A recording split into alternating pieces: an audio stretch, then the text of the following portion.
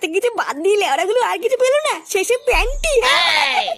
ভোদার বাল চোরো যে লেওড়া আজকাল এইসব চুরি করে, এ তো প্রথম শুনলাম। হ্যাঁ হ্যাঁ রে ফুটো, আমি আর পল্টুদা তো রাস্তা দিয়ে আস্তে আস্তে তাই শুনলাম রে।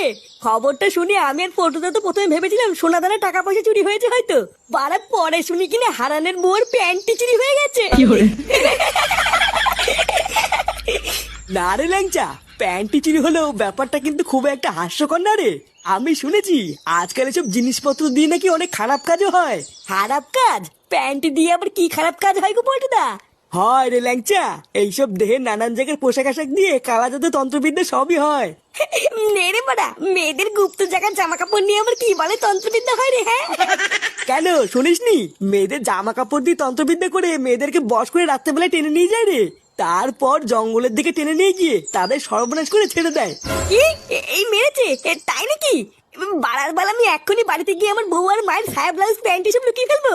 এই মেরেছে, ঠিক তো। এটা তো আমি আগে ভেবে দেখিনি। আমার তো ঘরে বউ আছে।